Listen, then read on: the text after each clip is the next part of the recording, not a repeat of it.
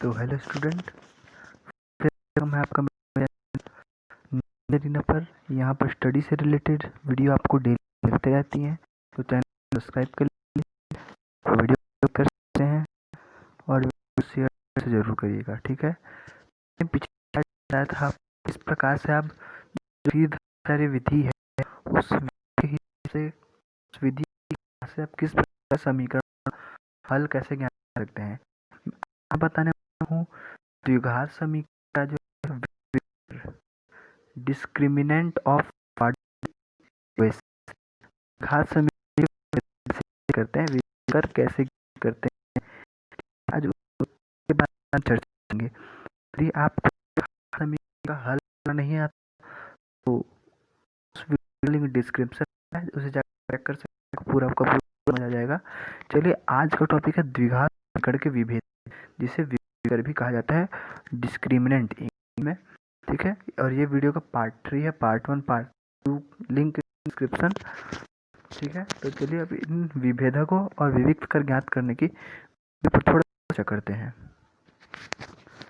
देखिए, आपने last part में पढ़ देखा था द्विघात समीकरण जो है ये उसका समीकरण रूप है ax² plus bx plus c में बराबर इतना, ये इसको हल करके हम आंसर लाया करते थे, है ना। तो यही तो है फॉर्मूला जिससे हम पिछले साल सॉल्व किए। तो ये हम निकालते हैं सूत्र में b माइनस ac, इस सूत्र में जो b² माइनस ए सी को ही द्विघात समीकरण विविक्त कर या विभेदक कहते हैं, ठीक है। मतलब यही b² माइनस 4ac जो होता है उसे ही विविक्त कर कहते हैं। इसे जो है विभेदक या विविक्त कर इसलिए कहा जाता है कि यह जो द्विघात समीकरण का दो हल के बीच विभेद का काम करता है, दोनों के बीच विभेद का करता है। यह शून्य हो तो दोनों हल, ठीक है। मतलब घात समीकरण में इसके इसी को ही हम करते हैं, b² माइनस 4ac को हम विभेदक कहते हैं। क्यों? यह विभेद दोनों हल का जो दो आंसर होते हैं ना उनके अंदर विभेद पैदा करता है। यदि b² माइनस 4ac का मान 0 होता है ना, तो वह दोनों हल बराबर होते हैं, ठीक है। चलिए आइए कुछ द्विघात समीकरण के जो विभेदक विविक्त कर ज्ञात करना सीखते हैं। चलिए विभेदक ज्ञात करते हैं, जिसे विविक्त कर भी बोलते हैं। लिया समीकरण 4x माइनस 4x प्लस 1 0 विभेदक, ठीक है। क्या करना है, लिखना क्या करना कि समीकरण जो दिया है, समीकरण 4x माइनस 4x प्लस 1 तुलना, बिल्कुल लास्ट की तरफ वही काम करना है। इसमें जो समीकरण 4x माइनस 4x प्लस 1 की तुलना मानक समीकरण मानक समीकरण ax² plus bx plus c पर हम इसकी तुलना करेंगे तो हमारे प्राप्त होंगे। करने पर बराबर कितना, r, c बराबर कितना, ऋण c बराबर कितना है, ठीक है। हम की तुलना इस तरह से किया, c बराबर कितना और अभी डेफिनेशन में देखा इस ऋण 4ac को ही द्विघात का विविक्त कर विभेद, इसी को ही विभेदक कहा जाता है। तो विभेदक फॉर्मूला क्या है, विभेदक का जो फॉर्मूला है b² 4ac, ठीक है। विभेदक को d से निकाल दर्शाते हैं, विभेदक d बराबर हम b² 4ac क्या है हमारे 4 का वर्ग 4 गुणित 4 गुणित 1, ठीक है।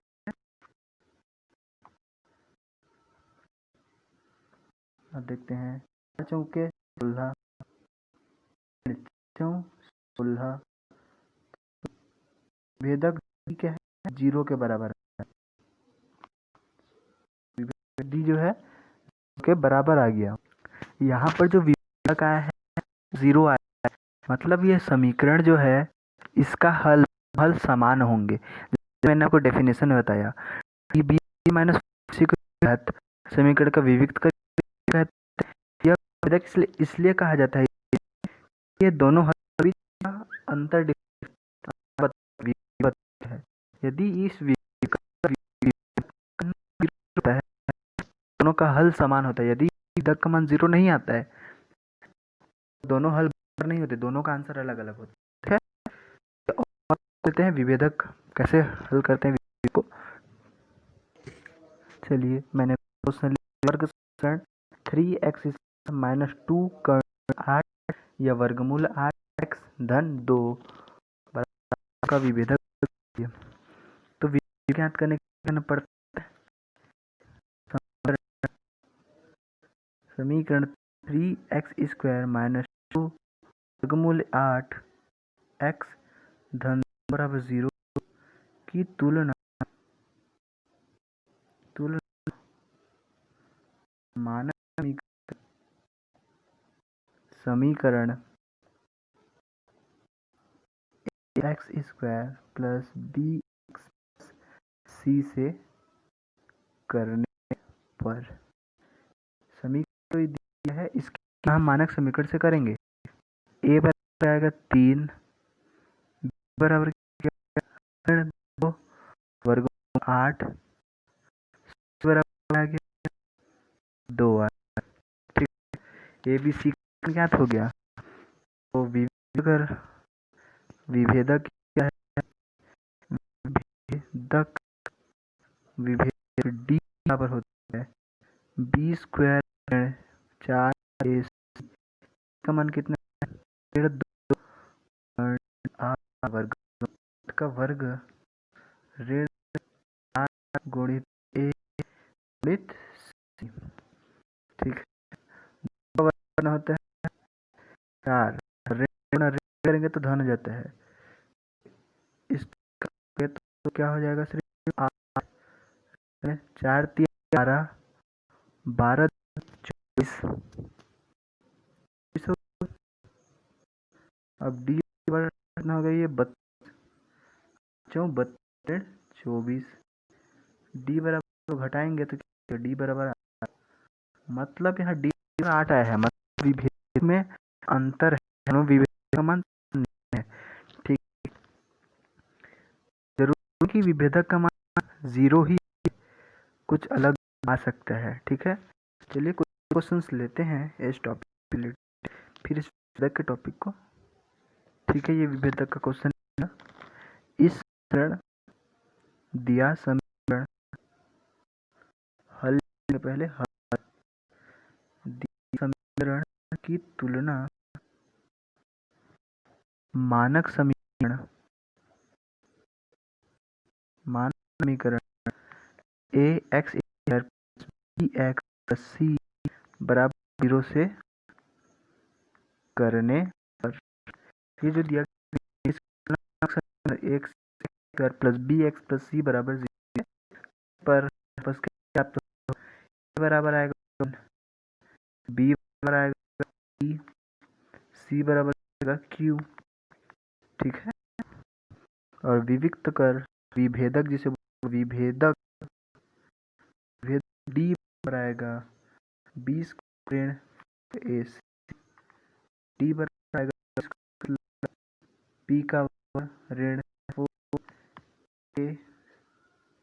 इंटू सी, तो डी क्या आ गया पी का वर्ग ऋण क्यू, तो ये आंसर हो जाएगा। ठीक है, मैं होप आपको विभेदक समझाया होगा, कैसे निकाला जाता है विभेदक, है ना। तो अभी हमने विभक्त कर करने याद किया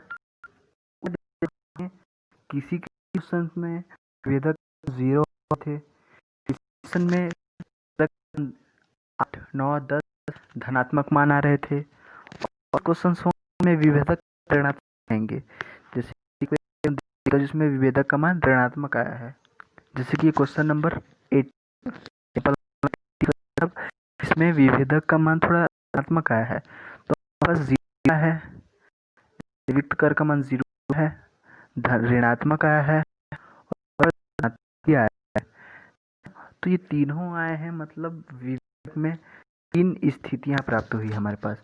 या तो विभेदक का मान 0 आएगा, या तो 0 से बड़ा आएगा, 0 से छोटा आएगा।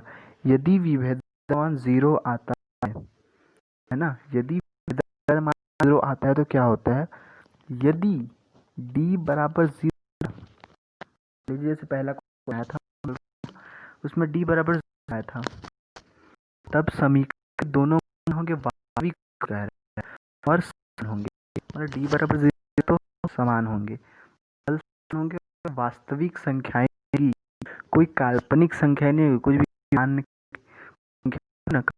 संख्या से एक्स वाई जेड वाले टाइप का नहीं, सिर्फ वास्तविक गिनती वाले सब रहेंगे, उस क्या कहते हैं, सब समीकरण के जो होंगे दोनों वह वास्तविक समान होंगे। चलिए दूसरा क्वेश्चन देखते हैं। जब d इज ग्रेटर 0, मतलब d का मान 0 हो, तब क्या है हो, तब चलिए मैं बताता हूँ, यदि d बराबर 0 आया, मतलब 0 के बड़ा आ गया, मतलब धनात्मक राशि, 0 से बड़ा कोई धनात्मक ही है, तो 0 से बड़ा वर्ग समीकरण, वर्ग समीकरण जो दोनों मूल होंगे, जो दोनों हल होंगे, वह वास्तविक तो होंगे, रियल संख्या ही होंगे, परंतु समान नहीं होंगे। यदि 0 आया विविक्त कर का मान, तभी वह समान होंगे, यदि 0 नहीं आया तो वह समान नहीं होंगे, तो वास्तविक होंगे और लेकिन समान नहीं होंगे। जैसे पहला का आंसर आया अगर 4 आया है, तो दूसरा का आंसर 5 या 6 कुछ भी आ सकता है, लेकिन 4 आएगा, है ना, तो उसे हम बोलेंगे असमान। ठीक है, अब थर्ड कंडीशन बचा, थर्ड d का मान 0 से छोटा आए हो, जब d इक्वल टू 0 से छोटा हो, तब वर्ग समीकरण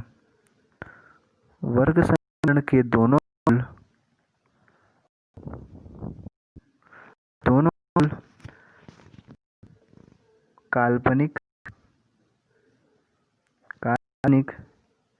तथा असमान होंगे।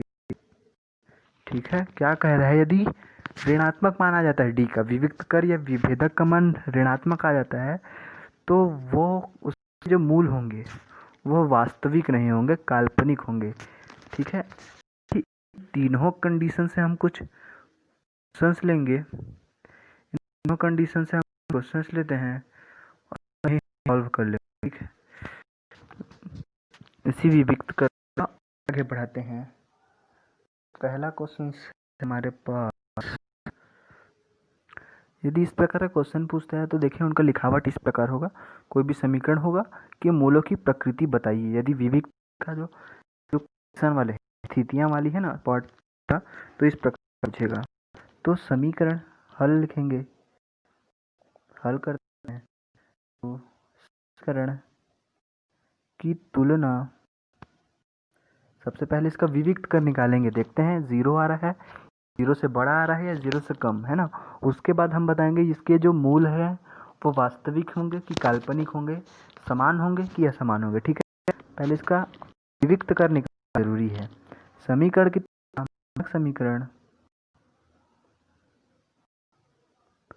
मानक समीकरण a x square plus b plus c बराबर 0 से करने पर, समीकरण की तुलना मानक समीकरण से करेंगे तो a बराबर आएगा 1, b बराबर आएगा ऋण 4, c बराबर आएगा 4।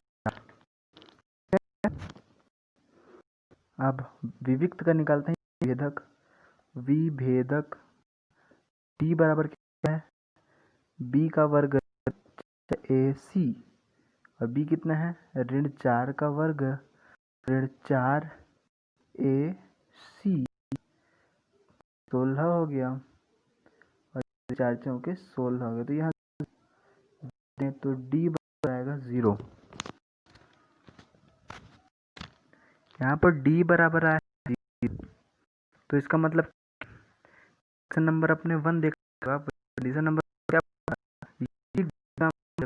का 0 है, तो वह के दोनों हल होंगे या दोनों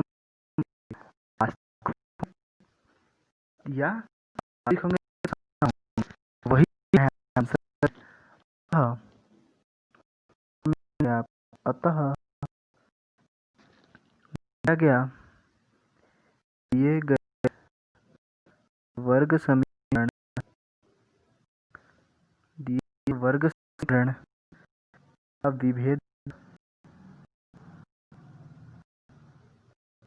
विभेदक e बराबर 0 बराबर 0 आया, विभेदक बराबर 0 है। अतः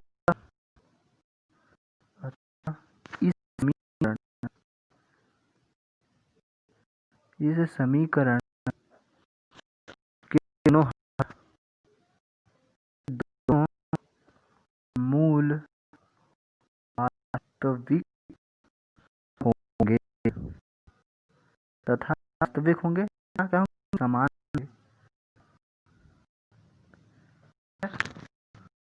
समीकरण बराबर आया है, तो दोनों वास्तविक यदि 40 10 140 0 100 भी आता, अतः समीकरण का विभेदक जो है जो कि डी बड़ा 0 बड़ा समीकरण का जो मूल है वास्तविक होंगे परंतु असमान होंगे, वास्तविक तो होंगे, इसके सामने में हम लगा देते हैं, तो दिए वर्ग समीकरण जो है वह 0 से कम है, तो समीकरण के दोनों मूल वास्तविक नहीं होंगे असमान होंगे। चलिए ये हम बना एक ऋणात्मक फिर ये कर वाला टॉपिक वो भी इस टॉपिक इसे भी हम करते हैं। ये क्वेश्चन हमने समीकरण लिख ले हल कर निकालना समीकरण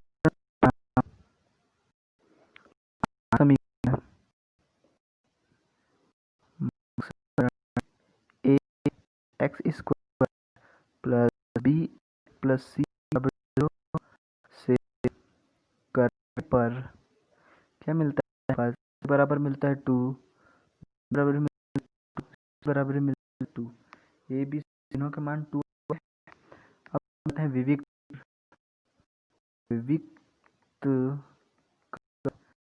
हम विभेद कहते हैं, विभेदक डी बराबर होता है डी का वर्ग 4ac, और तो डी बराबर कितना है 4 कितना है 2 सी कितना है 2, तो डी बराबर 4 दूनी 8 दूनी के 16, डी बराबर ऋण 12 देखिए डी का मान कितना क्या आ रहा है ऋणात्मक आ रहा है, डी है वो दोनों मूल होंगे और समान होंगे। आप कंडीशन मैंने दिया है यहाँ पर ऋणात्मक तो क्या होंगे ऋणात्मक काल्पनिक होने चाहिए, यही हमारा आंसर है। चलिए लिख लेते हैं, तो यहाँ मैंने आंसर लिख लिया है। अतः दिया गया समीकरण का जो विभेदक आया सबसे पहले जो आया है वो लिख देना है। सबसे पहले क्या लाइन लिख दिया मैंने, दिया समीकरण है उसका विविक्त कर या विभेदक ऋणात्मक आया है, अतः इन दोनों काल्पनिक होंगे असमान होंगे, है ना। तब एक ऋणात्मक का आंसर लेते हैं। चलिए चलिए मैंने अगला क्वेश्चन ले लिया है एक्स स्क्वायर धन 2 वर्गमूल 5 एक्स ऋण 1 बराबर 0। आप करके मैंने लिख लिया है समीकरण तुलना मानक समीकरण ए स्क्वायर प्लस बी एक्स से करें पर ए बराबर 1 आ गया, बी बराबर 2 वर्गमूल 5 आया, सी बराबर ऋण 1 आया है। आपको विभेदक निकालना है। विभेदक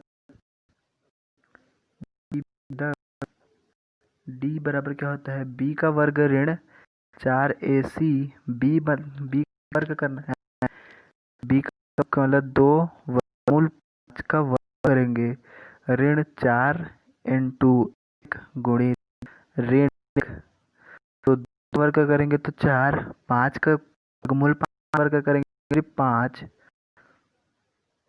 ऋण देखिए ऋण है ये भी है, ऋण का धन क्या हो गया 1 कम 1 4, ठीक है।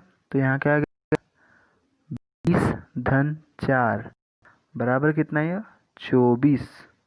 तो हम विविक्त कर डी बराबर जो है आया 24 आया, जो कि क्या है धनात्मक है, ठीक है। विविक्त कर बराबर 24 जो धनात्मक आया, तो क्या आपको पता, अतः दिया गया समीकरण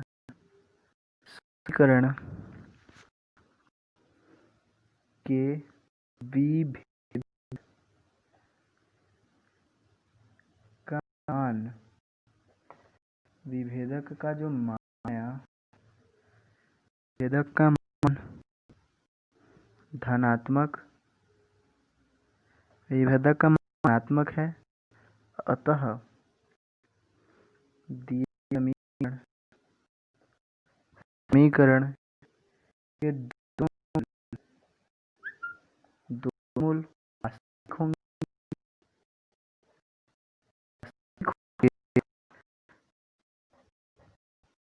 वास्तविक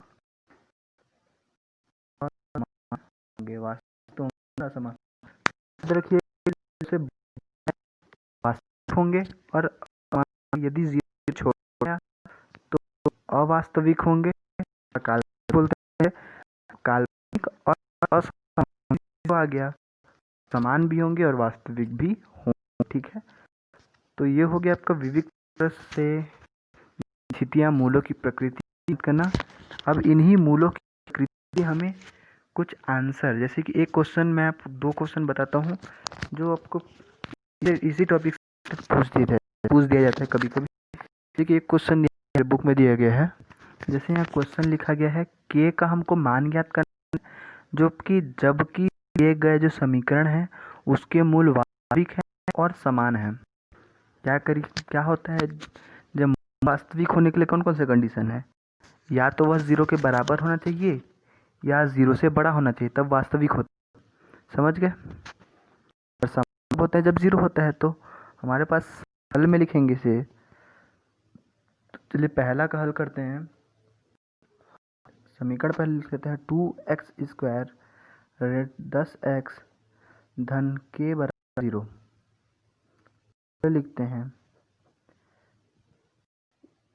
इसकी तुलना मानक समीकरण। इस चैप्टर के सारे क्वेश्चन के साथ लगभग सर जब से सूत्र विधि है तब तक ये लाइन लिखना ही जरूरी है। इसकी तुलना मानक समीकरण से करने पर a बराबर क्या जाएगा 2, b बराबर क्या जाएगा ऋण 10, c बराबर कितना आ जाएगा k, ठीक है। इस समीकरण की तुलना मानक समीकरण से करेंगे तो a बराबर 2 आ गया, b बराबर ऋण 10 आ गया, c बराबर k आ गया। और कंडीशन क्या किया है, वास्तविक होते हैं, कब वास्तविक होते हैं,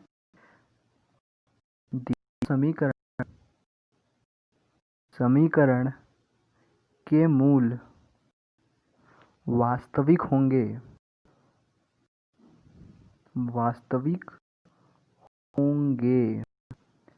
यदि वास्तविक कब होंगे, जो दिया समीकरण है उसका वास्तविक कब, जब विविक्त कर या विभेदक का मान बराबर 0 आएगा या 0 से बड़ा आएगा। ठीक है, ये चीज रख लीजिए, या तो 0 से बड़ा होगा या 0 से बराबर होगा। ठीक है, ये टाइप से अगर क्वेश्चन पूछता है कि ए का मान ज्ञात कीजिए जबकि समीकरण के मूल वास्तविक है तथा समान है, तो आपको लिखना है दिया गया समीकरण के मूल वास्तविक है बराबर ऊपर डी इज बड़ा है 0 से, बराबर 0 से। ठीक है, तो विविक्त का सूत्र यहाँ लिख लेते हैं। विविक्त का डी बराबर क्या होता है, बी का ऋण 4 ए बड़ा बराबर है 0। बी कितना है, बी का मान कितना है, ऋण 10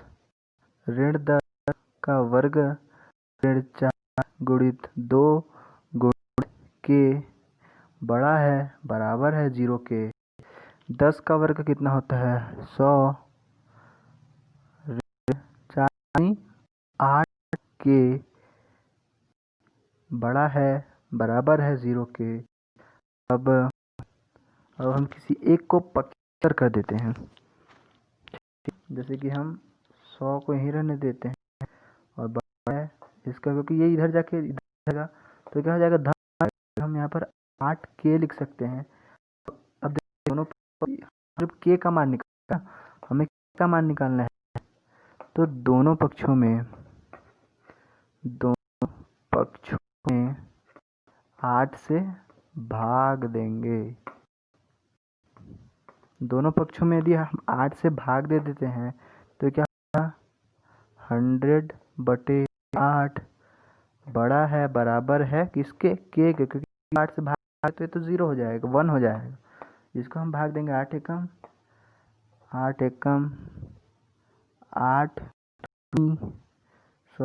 ये 2 4 एकम 4 दूनी 25, तो क्या आ गया 25/2 है यहाँ पे, चल गया 25/2 और यहाँ पर बड़ा छोटा है के, तो ये है 25/2 हो गया, तो ये इसका आंसर हो जाएगा। ठीक है, ये इसका आंसर हो जाएगा। इस टाइप हल करना है कि का मान निकालने के लिए क्या क्या किया हमने पहले से ही देख लो। पहले कुछ नहीं किया, इस समीकरण की तुलना जो मानक समीकरण है ax² + bx + c, उसे तुलना करके हमने a b c का मान निकाला। और इस समीकरण के मूल वास्तविक कब कब होते हैं, हमारे पास 3 स्थितियां थी। यदि d बराबर 0 होता है तब वास्तविक होता है, जब 0 से बड़ा है तब वास्तविक होता है, लेकिन 0 छोटे होने पर वास्तविक नहीं होता। लेकिन क्योंकि क्वेश्चन में पूछा गया था कि k का मान वास्तविक है, इसलिए हमने इस स्थिति का प्रयोग किया और इसे हल करते गए। इस स्थिति को हल करते गए पर हमारे k का मान कितना आ गया 25/2। इसे हम ऐसे भी लिख सकते हैं, और बड़ा वाला चिन्ह किसकी तरफ है, 25 की तरफ रहना चाहिए, तो इसे हम ऐसे लिख सकते हैं 25/2, इसे ऐसे भी लिख सकते हैं। ठीक है, ये इसका आंसर हो गया। चलिए एक और क्वेश्चन बनाते हैं, जो हमारे पास जो सेकंड क्वेश्चन दिया गया है उसे देता हूँ, है ना। चलिए यहाँ मैंने दूसरा क्वेश्चन ले लिया है, ax² + 4x + 1 = 0। इस समीकरण की मानक समीकरण a² bx c कर, तो a बराबर आ गया, b बराबर c बराबर 1, वैसे मैंने लिख दिया है ना। ये समीकरण नहीं वास्तविक, जो डी का फॉर्म लगा देते हैं, वर्ग 4a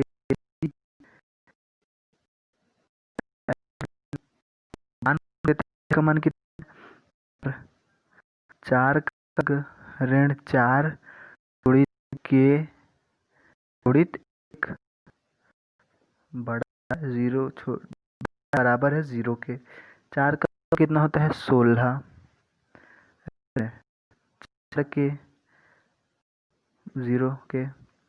अब 4 के को उधर पक्षांतर कर लेंगे तो 16 बड़ा है 4 के, तो के कितना है, के इसको पक्षांतर देंगे तो 16/4 4 बड़ा है छोटा है के बड़ा है बराबर है के काटे तो 4 चौक 16 के बराबर कितना आ गया 4 आया। या ऐसे भी लिख सकते हैं इसको 4 के बराबर है, इसे हम ऐसे भी लिख सकते हैं। ठीक है, क्या दिखा 16 इस 4 इसको पकड़ के क्योंकि गुणा के रूप में इधर आके हम भाग के रूप में आ जाएगा 16/4 4 एकम 4 चौक के बराबर 4 आ गया या 4 बराबर के लिखे हो या लिखे हो आंसर में है। तो इस प्रकार क्वेश्चन पूछेगा तो आप इसे बना सकते हैं। ठीक है, तो मैं होप करता हूँ कि आपको लोगों को ये वीडियो पसंद आई होगी। यदि इस वीडियो आपको पसंद आती है तो इस वीडियो को लाइक कीजिए, अच्छा सा कमेंट कीजिए और मुझे सजेशन बताइए कि मैं और किस किस वीडियो पर किस किस टॉपिक पर वीडियोस ला रहा हूँ। और हो सके तो चैनल को सब्सक्राइब करते हैं। अगर मुझे इंस्टाग्राम में फॉलो नहीं किया तो वहाँ कर लीजिए, वहाँ मैसेज करके आप अपने डाउट क्लियर कर सकते हैं। तब तक के लिए धन्यवाद। और हाँ, इसका एक अगला पार्ट है बनेगा, उसमें मैं आपका मूलों का योगफल एवं मूलों का गुणनफल उसके बारे में कहूँगा, फिर समाप्त हो जाएगा, है ना। कल एक पार्ट बन जाएगा, उसके बाद ये चैप्टर खत्म होने के बाद मैं अगला स्टार्ट करूँगा समांतर। वो बहुत ही इम्पोर्टेंट चैप्टर है, उसके वीडियो जरूर, है ना।